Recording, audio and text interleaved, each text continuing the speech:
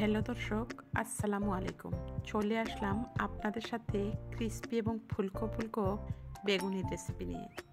আর এই বেগুনির ব্যাটার সহ বেগুনিটি কিভাবে 3 থেকে 4 ঘন্টা ফুলকো এবং মুচমুচে থাকবে সেটি আমি টিপস সহ শেয়ার করেছি। আশা করছি আপনারা শিখে নিতে পারবেন। তো রেসিপিটি শুরু করার আগে ভিউয়ার্সদের কাছে রিকোয়েস্ট রইল, লাইক দিয়ে ভিডিওটি দেখা শুরু করবেন। তাহলে আর কথা না বাড়িয়ে চলে যাই মূল রেসিপিতে। মুচমুচে এবং ফুলকো বেগুনি তৈরি করার জন্য প্রথমেই ব্যাটারটাকে তৈরি করে নিতে হবে। আর বেসনের গুলাটা যদি পারফেক্ট হয় তাহলে আপনার বেগুনি পারফেক্ট হতে বাধ্য। তো আমি একটি মিক্সিং বোলের উপরে চালনি বসিয়ে 1/2 কাপ বেসন এবং দিয়ে দিলাম 1/4 কাপ চালের গুঁড়া। আর অবশ্যই চেলে নিতে হবে, এতে করে ব্যাটারটা স্মুথ হবে। তো বেসন এবং চালের গুঁড়াটা আমি চেলে নিয়েছি। তারপর আমি এতে অ্যাড করে দিচ্ছি হলুদের গুঁড়া 1/2 চা চামচ এবং মরিচের গুঁড়া 1/2 চা চামচের চাইতে একটু বেশি। অ্যাড করে দিচ্ছি ধনিয়া গুঁড়া 1/2 চা চামচ, স্বাদ মতো লবণ। এরপর আমি এতে অ্যাড করে দিচ্ছি আদা পেস্ট এবং রসুন পেস্ট 1/2 চা চামচ করে। দিয়ে দিলাম পেঁয়াজ পেস্ট 1 চা চামচ। তারপর আমি হুইক্সের সাহায্যে খুব ভালোভাবে সব কিছু মিশিয়ে নিয়ে নর্মাল টেম্পারেচারে থাকা 1 কাপ পানি থেকে অল্প অল্প করে পানি দিয়ে ব্যাটারটাকে তৈরি করে নিচ্ছি। তো একসাথে বেশি পানি দিতে যাবেন না, অল্প অল্প করে পানি দিয়ে ব্যাটারটাকে তৈরি করে নিতে হবে। আর একসাথে পানি দিতে গেলে দলা পেকে যেতে পারে। তো দেখুন আমি পুরো 1 কাপ পানি দিয়ে দিলাম। আর ব্যাটারের কনসিস্টেন্সিটা কিন্তু এখনও অনেকটাই ঘন আছে। তো ব্যাটারটাকে আরও খানিকটা পাতলা করে নিতে হবে। আর ব্যাটারটা কতটা থিক অথবা পাতলা হবে সেটি আমি আপনাদেরকে দেখিয়ে দেব। তো আমি আবারও 1/2 কাপ পানি নিয়ে নিলাম। আর ব্যাটারটাকে কিন্তু স্মুথ ব্যাটারে তৈরি করে নিতে হলে এইভাবে হুইক্সের সাহায্যে ফেটিয়ে নিতে হবে। তো 1 টেবিল চামচের মতো পানি অ্যাড করে দিয়েছি। তারপর আমি হুইক্সের সাহায্যে খুব ভালোভাবে ফেটিয়ে নিচ্ছি।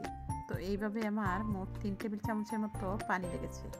তো দেখুন আমার ব্যাটারটা একদম পারফেক্ট এবং স্মুথ ব্যাটারে তৈরি হয়ে গেছে। এবারে আমি এতে অ্যাড করে দিলাম বেকিং পাউডার 1 চা চামচ, কালো জিরা দিয়ে দিলাম 1/4 চা চামচ। সুন্দর একটি বেগুনির কালার আনার জন্য অ্যাড করে দিচ্ছি অরেঞ্জ ফুড কালার 8 থেকে 10 ফোঁটা। তো আপনারা চাইলে ফুড কালার অথবা কালো জিরাটা স্কিপ করতে পারেন। তো আমার কাছে কালো জিরাটা দিলে খেতে ভালো লাগে, সেজন্য অ্যাড করে দিয়েছি। আর ফুড কালারটা দিলে বেগুনির সুন্দর একটি কালার আসে, সেজন্য অ্যাড করে দিয়েছি। এবারে আমি কুসুম গরম তেল দিয়ে দিলাম 1 টেবিল চামচ। তারপর আবারও হুইক্সের সাহায্যে তেলটাকে খুব ভালোভাবে মিশিয়ে নিচ্ছি। আর এই কুসুম গরম তেলটা অবশ্যই কিন্তু স্কিপ করা যাবে না। আর এই তেলটা দেওয়ার কারণে বেগুনির গায়ে ব্যাটারটাকে খুব ভালোভাবে লাগিয়ে নেবে। তো আপনারা যদি প্রত্যেকটা স্টেপ হুবহু ফলো করেন তাহলে আপনাদের বেগুনি এরকমই পারফেক্ট হবে। তো কথা বলতে বলতে আমার ব্যাটারটা কিন্তু তৈরি হয়ে গেছে। আর দেখুন আমি একটি আঙ্গুল কুট করে দেখিয়ে দিলাম। এবারে আমি এটিকে ঢেকে রেখে দেব 20 মিনিটের জন্য। সেই ফাঁকে আমি বেগুনটাকে প্রিপেয়ার করে নিচ্ছি। তো বেগুনি তৈরি করার জন্য এরকম বেগুনি সিলেক্ট করে নেবেন। তো প্রথমে আমি বেগুনটাকে খুব ভালোভাবে ধুয়ে নিয়েছি এবং চাকুর সাহায্যে সামনের এবং পেছনের অংশটা ফেলে দিয়ে আমার পছন্দ মতো টুকরো করে নিচ্ছি। আর যেহেতু বেগুনটা একটু লম্বাটে সেজন্য মাঝখান থেকে কেটে নিলাম। তো এইভাবে আমি সবগুলো বেগুনকে পিস করে নিয়েছি। আর দেখুন প্রত্যেকটা পিসকে আমি কতটা ভারী রেখেছি। এবারে বেগুনিটা খেতে যাতে পানসে না লাগে সেজন্য 1/2 চা চামচের মতো লবণ এবং 1/2 চা চামচ মরিচের গুঁড়া অ্যাড করে দিলাম। তো মরিচের গুঁড়াটা অনেকেই স্কিপ করে থাকেন, তবে আমার কাছে ভেতরটা একটু স্পাইসি হলে খেতে ভালো লাগে, সেজন্য অ্যাড করে দিলাম। তো খুব ভালোভাবে মাখিয়ে নিয়েছি। এবারে আমি একটি প্লেটের মধ্যে উঠিয়ে নিব এবং এগুলোকে 20 মিনিটের মতো রেস্টে রেখে দিব। তাহলে বেগুনগুলো সফট হয়ে যাবে এবং ভেতরে থাকা কিছুটা পানি বের হয়ে যাবে। তো ফিরে আসলাম 20 মিনিট পর। আমি ঢাকনাটা সরিয়ে নিলাম। তারপর আবারও চামচের সাহায্যে ব্যাটারটাকে হালকা একটু ফেটিয়ে নিলাম। আর দেখুন রেস্টে রাখাতে ব্যাটারটা খানিকটা ঠিক হয়ে গেছে। তো বেগুনিগুলো ভাজার জন্য একটি ফ্রাইং প্যানে পর্যাপ্ত পরিমাণে তেল দিয়ে তেলটাকে হাই হিটে গরম করে নিয়েছি। তো স্ক্রিনে আমি বেগুনের ভেতরে থাকা পানিটাকে ঝরিয়ে নিয়ে ব্যাটারে চুবিয়ে একে একে তেলের মধ্যে অ্যাড করে দিচ্ছি। আর অবশ্যই চেষ্টা করবেন যতটুকু সম্ভব এক্সট্রা ব্যাটারটাকে ঝরিয়ে নিতে। তো হাই হিটে তেলটাকে গরম করে নিয়ে চুলার আঁচটা মিডিয়ামে করে দিয়ে 1.5 মিনিটের মতো এক পাশ আমি ভেজে নিয়েছি। তারপর আমি কাঁটা চামচের সাহায্যে অপর পাশটা উল্টে দিলাম।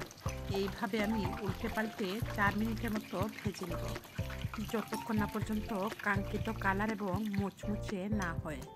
আর অবশ্যই চুলার আঁচটা মিডিয়ামে রেখে এগুলোকে ভেজে নেবেন। বেশি আঁচে ভাজতে যাবেন না, এতে করে উপরটা হয়ে যাবে মুচমুচে হবে না। আবার অল্প আঁচে ভেজে নিলে ভেতরে তেল ঢুকে যাবে এবং মুচমুচে হবে না।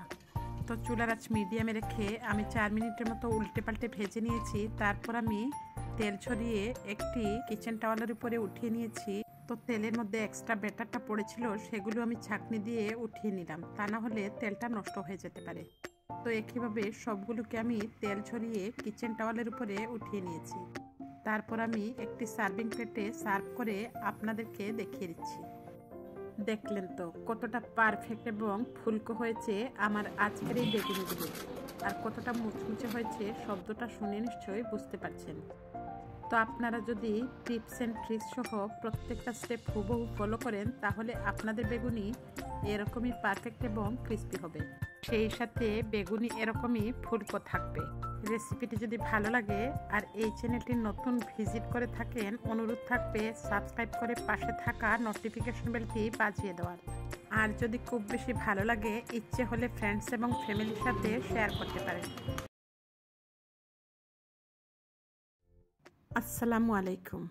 মুখরোচক একটি লোভনীয় তান্দুরি চিকেনের রেসিপি নিয়ে আপনাদের সামনে আবারও হাজির হয়ে গেলাম।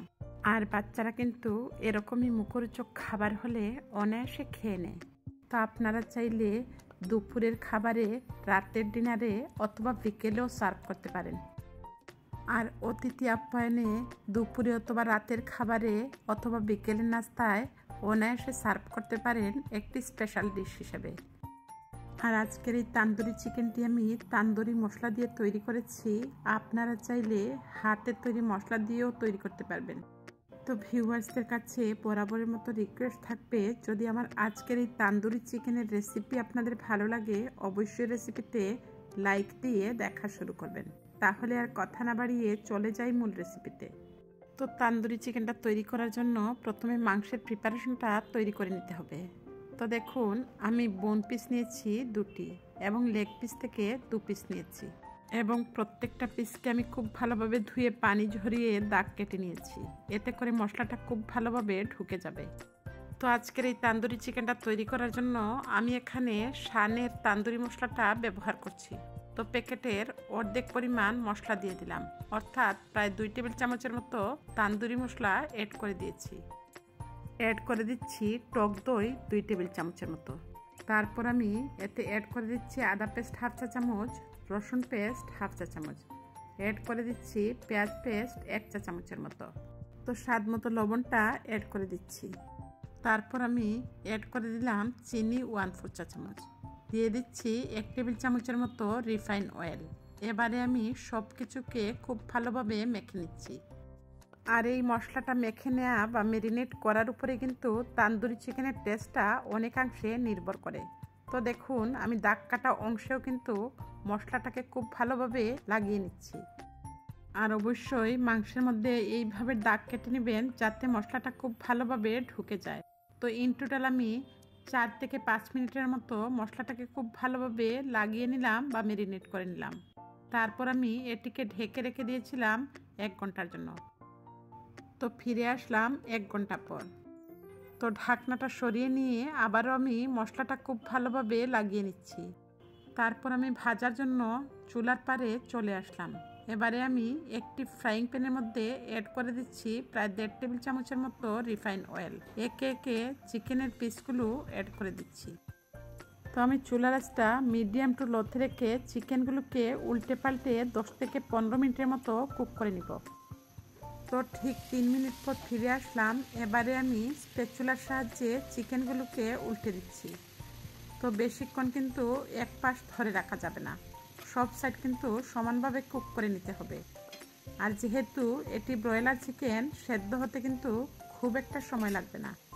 আবারও আমি ঢেকে 5 মিনিটের মতো কুক করে নিয়েছি। তো এইভাবে আমি উল্টে পাল্টে চিকেনগুলোকে ভেজে নিব।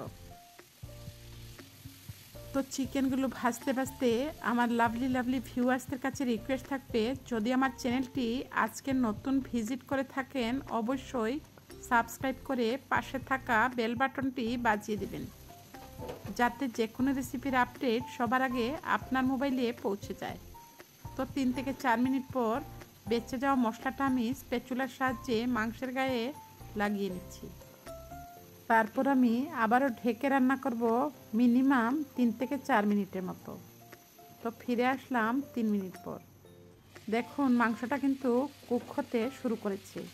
তো মাংসটা পুরোপুরি সেদ্ধ হওয়ার পর কিন্তু আমি চুলার আঁচটা মিডিয়ামে করে দিব। তো বেশি আছে ভাজতে গেলে উপরটা আগে থেকে পুড়ে যাবে এবং মাংসগুলো কিন্তু সেদ্ধ হতে চাইবে না। তো ঠিক 12 মিনিট পর মাংসগুলো যখন সেদ্ধ হয়ে গেছে আমি অফ স্ক্রিনে চুলার আঁচটাকে মিডিয়ামে করে দিয়েছিলাম। তো আমি অফ স্ক্রিনেও কিন্তু নেড়ে চেড়ে দিয়েছিলাম। এবারে যখন তান্দুরি চিকেনের মতো কালারটা চলে এসেছে তো আমি চুলার আঁচটা আবারও কমিয়ে দিয়েছি। এইভাবে আমি আরও 3 থেকে 4 মিনিট মতো ভেজে নিয়ে সার্ভিং প্লেটে উঠিয়ে নিচ্ছি।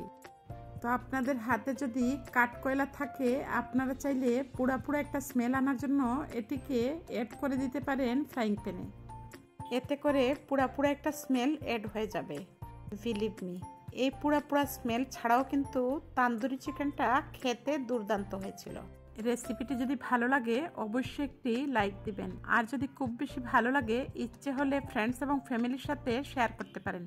নেক্সট রেসিপি অথবা ব্লগ দেখার আমন্ত্রণ জানিয়ে আজকের মতো বিদায় নিচ্ছি। আল্লাহ হাফেজ, আসসালামু আলাইকুম।